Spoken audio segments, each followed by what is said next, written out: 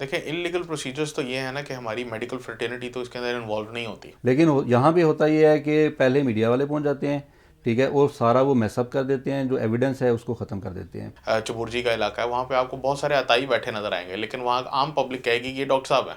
Victim है उसकी privacy का ख्याल नहीं रखा जाता है। लेकिन अगर वो एक पेशेंट आ रहा है और वो बहुत ही क्रिटिकल स्टेज के अंदर है, उसकी लाइफ सेव नहीं हो सकती, तो आप उसके अंदर जो एफर्ट हो सकती है वो आप करेंगे। APNN की वीडियोस देखने के लिए हमारा चैनल सब्सक्राइब कीजिए और बेल के आइकन पर क्लिक कीजिए ताकि आप हमारी तमाम आने वाली वीडियोस से बाखबर रह सकें।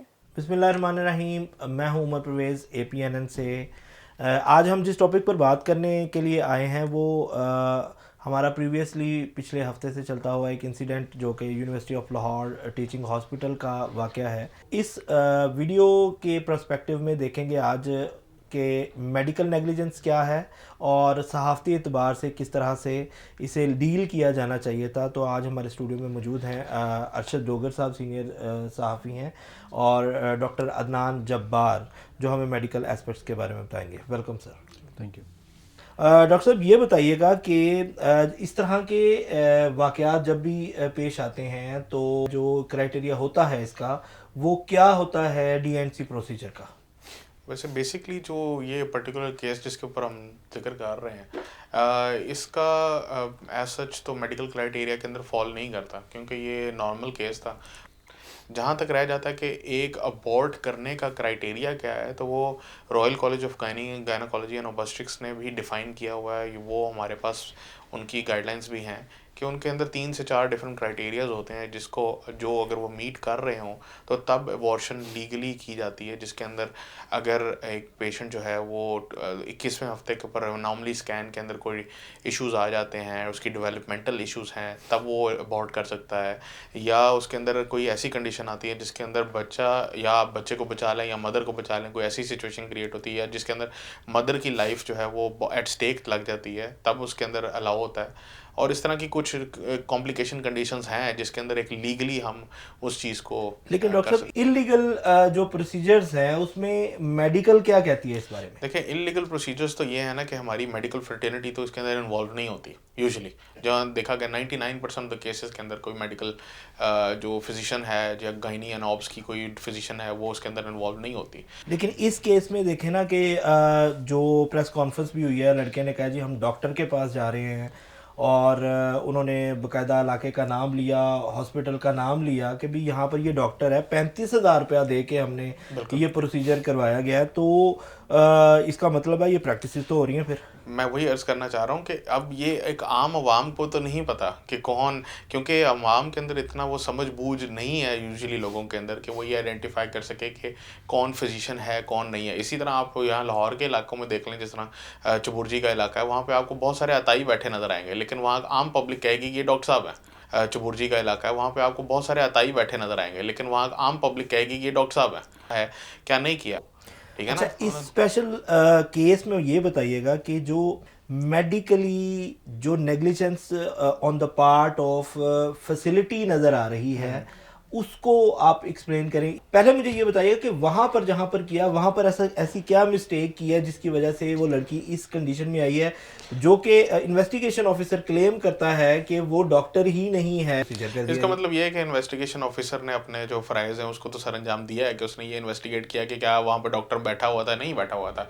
और दूसरा ये कि अगर वो एक हेल्थ केयर फैसिलिटी के तौर पर रजिस्टर्ड हुई है तो डेफिनेटली उसके पास एक रजिस्ट्रेशन नंबर है जो कि पंजाब हेल्थ केयर कमीशन ने उसे दिया हुआ है। तो पहली तो बात ये कि पंजाब हेल्थ केयर कमीशन को इस चीज़ के ऊपर ज़रा नज़रसानी कर लेनी चाहिए कि वो क्या इदारा है जो कि इस तरह की सर्विसेज प्रोवाइड कर रहा है और उसके अंदर ये क्रिमिनल मेडिकल नेग्लिजेंस हो रही है, ठीक है। और दूसरी चीज़ आ जाती है यूनिवर्सिटी ऑफ लाहौर की, जहाँ पे टीचिंग हॉस्पिटल के अंदर इस पेशेंट को लाया जाता है। देखें जो भी पेशेंट ने किया हो या ना किया हो वो एक फिजिशियन की परव्यू से बाहर की बात है। हमारा काम जो है ना वो at the end of the day patient को सर्व करना है, अनटिल और अनलेस वो मेडिकल लीगल केस बनता है। अगर वो मेडिकल लीगल केस, ऑब्वियसली अगर मेडिकल लीगल केस बनेगा तो वो गवर्नमेंट हॉस्पिटल में जाएगा, लेकिन अगर वो एक पेशेंट आ रहा है और वो बहुत ही क्रिटिकल स्टेज के अंदर है, उसकी लाइफ सेव नहीं हो सकती, तो आप उसके अंदर जो एफर्ट हो सकती है वो आप करेंगे। तो ये तो ऑब्वियस बात है कि वहाँ पर कैमरे लगे हुए हैं, वहाँ पर अगर वो बाहर के कैमरों में आ सकता है तो इमरजेंसी में भी कैमरे होते हैं जहाँ लेकर आया जाता है और गाड़ी ट्रेस हो सकती है वहाँ से जो कैमरों से।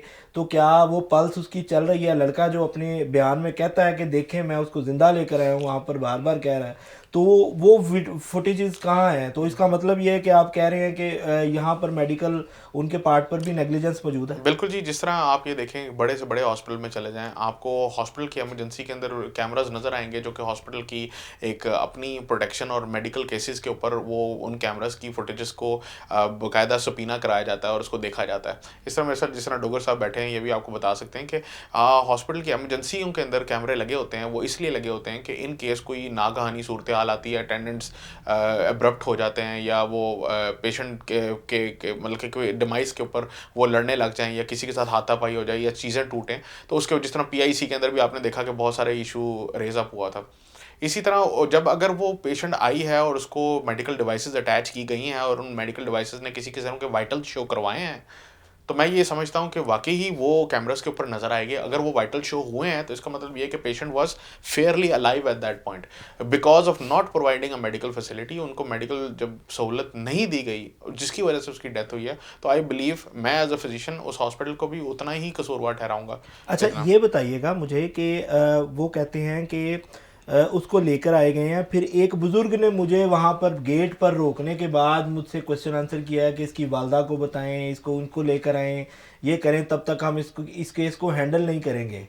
तो इसमें मेडिकल नेग्लिजेंस मौजूद है? Absolutely, absolutely this is a medical negligence और उस बंदे को पहली बात ये रोकना नहीं चाहिए। This is not a concern of his, ठीक है ना? जब ये इस तरह के इश्यूज क्रिएट होते हैं, ये एडमिनिस्ट्रेशन इन्वॉल्व होती है रादर देन एक अननोन बंदा आके आपसे इस तरह के सवालात करने लग जाए। ये प्रॉपर एक एएमएस, डीएमएस, एमएस के थ्रू ये पूरा प्रोटोकॉल चलता है, इस जिसके थ्रू एक प्रॉपर रिपोर्ट बनती है। अगर वो ये समझते थे ये मेडिकल लीगल केस है, तो वो मेडिकल लीगल केस को अलहदा रखते हुए पहले पेशेंट की लाइफ को सेव करते। अब हम बात करते हैं अरशद डोगर साहब से। डोगर साहब, मुझे ये बताइएगा कि जो मीडिया एथिक्स हैं इस तरह के केसेस को हैंडल करने के लिए क्या होते हैं और किस तरह से होना चाहिए? वायरल देखें कोई और चीज़ हो रही है पहले कि वो मुर्दा छोड़ के चला गया और बाद में रिवील कुछ और हो रही हैं और हम मीडिया पे सारी बातें पहले ही कर जाते हैं, फिर उसके बाद उसके रिजल्ट्स जब आते हैं तो हम एक कहते हैं जी ये तो इसमें एक नया मोड़ आ गया, नया ट्विस्ट आ गया। तो इसके कुछ ना कुछ मीडिया एथिक्स तो होते होंगे ना जो हमने ये करना है। जी बहुत शुक्रिया उमर। एक्चुअली जो है ना हमारे यहाँ देखें पूरी दुनिया में कोई भी आप काम करते हैं तो उसमें एथिक्स तो इन्वॉल्व होते हैं, रूल्स एंड रेगुलेशंस होती हैं। बदकिस्मती से ये है कि हमारा मीडिया अभी भी इन्फेंसी के एज से गुज़र रहा है, अभी हम लोग मेचोरिटी की तरफ नहीं आए। होना तो ये चाहिए कि कोई भी इंसिडेंट होता है, अगर हम क्राइम की बात करें तो दो तरह के इंसिडेंट होते हैं। एक ये है कि कोई क्राइम की हैपनिंग होती है कुछ जिसमें रेप, मर्डर जो है वो एक्सीडेंट हो जाता है, तो वो क्राइम सीन की बात आ जाती है वहाँ पे। क्राइम सीन अगर देखें तो यहाँ पे सबसे पहले तो लॉ इन्फोर्समेंट एजेंसीज़ का जो है वो रोल आता है। इंसिडेंट की हैपनिंग होती है तो सबसे पहले उनके पास ही इन्फॉर्मेशन जाती है। लेकिन हमारे यहाँ ज़्यादातर केसेस में होता है कि मीडिया पहले पहुँच जाता है, लॉ इन्फोर्समेंट एजेंसी जो है वो बाद में पहुँचती है। तो अगर law enforcement agencies proper respond करें और वहाँ पे क्राइम सीन पे पहुँचें तो उन्हें ये चाहिए कि वो उस क्राइम सीन को जो है वो कॉर्डन ऑफ कर दें। वहाँ पे जो क्राइम सीन का जो है वो बैंड जो है वो लगा दिया जाता है ताकि कोई भी जो है वो गैर मुतल्लका बंदा वहाँ पे अंदर ना जा सके। क्राइम सीन जब जो है वो उसको प्रॉपर तरीके से कॉर्डन ऑफ कर दिया जाएगा, वो प्रिजर्व होगा, जो फोरेंसिक वाले लोग हैं वो आएंगे, तो फिर आगे इन्वेस्टिगेशंस चलती हैं।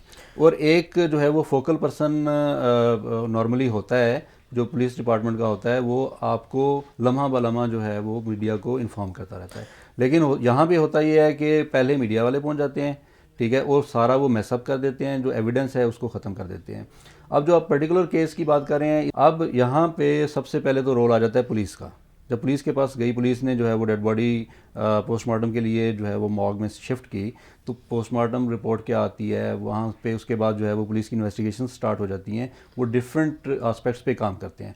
इस पर्टिकुलर केस में भी होना तो ये चाहिए कि एक फोकल पर्सन जो है वो पुलिस का हो, जो कि मीडिया को लम्हा बलम्हा एक्यूरेट जो है इंफॉर्मेशन देता रहे, ना कि जो है वो क्राइम रिपोर्टर्स या ओवरऑल बाकी जर्नलिस्ट जो हैं वो उस पर क्या सराहियाँ करें और लोगों को जो है वो मिसगाइड करें। अच्छा। और जब तक दूसरी बात यह है कि जब तक जो है वो कोई चीज़ ट्रेस ना हो जाए, उसका एविडेंस आपके साथ ना लग जाए, ओवरऑल कौन कौन लोग जो है उसमें इन्वॉल्व थे, उनका ना पता चल जाए तो उसको जो है वो इन्फॉर्मेशन को जो है वो रिले नहीं करना चाहिए। विक्टिम है उसकी प्राइवेसी का ख्याल नहीं रखा जाता, इंफॉर्मेशन जो है वो जैसे जैसे आ रही होती है डिसमिनेट कर दी जाती है। तो हमारे जो मीडिया एथिक्स हैं इसके बारे में क्या कहते हैं?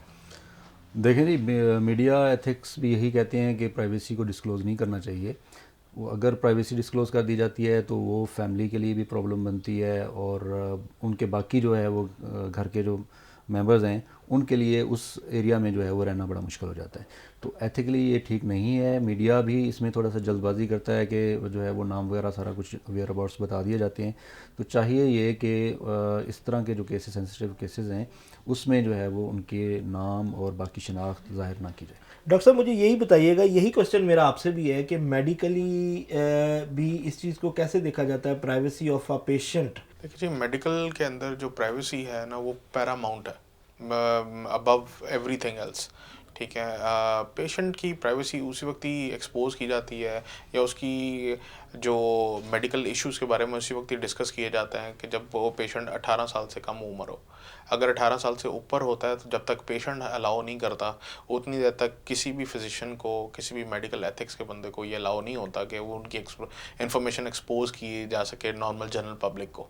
ठीक है ना, और ये क्रिमिनल नेग्लिजेंस के अंदर आ जाता है। पाकिस्तान में यूजुअली इसको इतना ज़्यादा फॉलो नहीं किया जाता, लेकिन it is a basic medical legal rule in rest of the countries. पूरी दुनिया के अंदर भी इसको अपनाया जाता है। ये तो थे डॉक्टर अदनान साहब और डोगर साहब जो कि हमें बता रहे थे कि सहाफ़ती एतबार से और मेडिकल एतबार से किस तरह से इस केस को हैंडल किया जाना चाहिए था और नेग्लिजेंस किस किस पार्ट पर हुई है। अपने मेज़बान उमर परवेज़ को APNN के साथ इजाज़त दीजिए।